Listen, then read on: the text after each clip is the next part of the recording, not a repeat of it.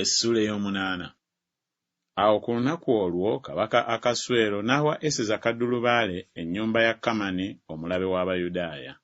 Awo Moluddekaayi n'ajja mu maaso ga kabaka kubanga Eseza yali amubuulidde bwe yamuli. Awo kabaka n'anaanula empeta ye gy'aggye ku Kamani n'agiwa Moluddekaayi. Awo Eseza n'ateeka Moluddekaayi okuba omukulu w'ennyumba ya Kamani. Awo Eseza n'ayogera nate olwokubiri mu maaso ga kabaka, n'avunnama awali ebigere bye n'amwegayirira ng'akaaba amaziga okuggyawo obubi bwa Kamani omwagaagi n'olukwe lwe yali asalidde Abayudaaya. Awo kabaka n'agololera Eseza omuggo ogwa zaabu. Awo Eseza n'agolokoka n'ayimirira mu maaso ga kabaka n'ayogera nti, kabaka bw'anaasiima era obanga ŋŋanze mu maaso ge, n'ekigambo ekyo bwe kinaafaanana eky'ensonga mu maaso ga kabaka, nange obanga mmusanyusa, bawandiike okujjuula ebbaluwa Kamani mutabani wa Kammedasa omwagaagi ze yateesa, ze yawandiika okuzikiriza Abayudaaya abali mu masaza gonna aga kabaka. Kubanga nnyinza ntya okugumiikiriza okutunuulira obubi obulijja ku bantu bange?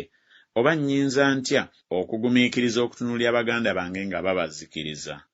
Awo kabaka Akaswero n'agamba Eseza kaddulubaale ne Moluddekaayi Omuyudaaya nti, laba, mpadde Eseza ennyumba ya Kamani, naye bamuwanise ku kitindiro, kubanga yateeka omukono gwe ku Bayudaaya. Era muwandiikire n'Abayudaaya nga bwe musiima mu linnya lya kabaka, mugisseeko akabonero n'empeta ya kabaka, kubanga ekiwandiike ekiwandiikiddwa mu linnya lya kabaka era ekiteekeddwako akabonero n'empeta ya kabaka, tewali muntu ayinza okukijjulula.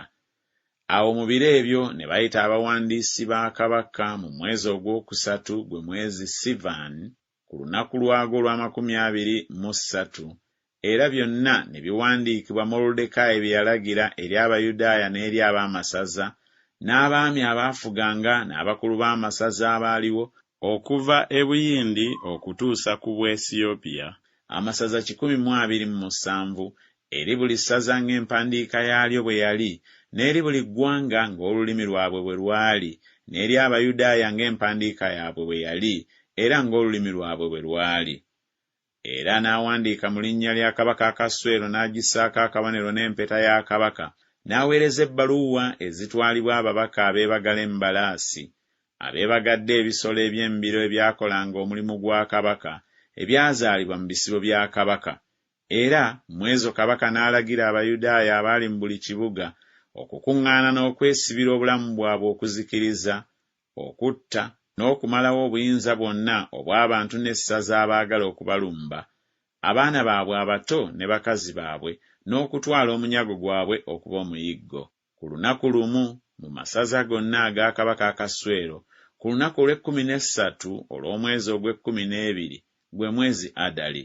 Awo ne balaalika amawanga gonna ebyaggyibwa ku kiwandiike, ekiragiro kirangirirwe mu buli ssaza, era Abayudaaya babe nga beeteekeddeteekedde olunaku olwo okuwalana eggwanga ku balabe baabwe. Awo ababaka abeebagala ebisolo eby'embiro ebyakolanga omulimu gwa kabaka ne bagenda, ekiragiro kya kabaka nga kibakubiriza era nga kibanguya. Awo ekiragiro ne kirangirirwa mu lubiri lw'e Susani. Awo Moluddekaayi n'afuluma mu maaso ga kabaka ng'ayambadde ebyambalo bya kabaka ebya kaniki n'ebyeru, era ng'atikkidde engule ennene eya zaabu, era ng'ayambadde omunagiro ogwa bafuta ennungi n'olugoye olw'effulungu. Awo ekibuga Susani ne kyogera waggulu ne kisanyuka. Awo Abayudaaya ne baba n'omusana n'essanyu n'okujaguza n'ekitiibwa. Awo mu buli ssaza ne mu buli kibuga, ekiragiro kya kabaka n'etteeka lye buli gye byatuukanga, Abayudaaya ne baba n'essanyu n'okujaguza, embaga n'olunaku olulungi. Kale bangi ab'omu mawanga ag'omu nsi ne bafuuka Abayudaaya, kubanga entiisa ey'Abayudaaya yali ebaguddeko.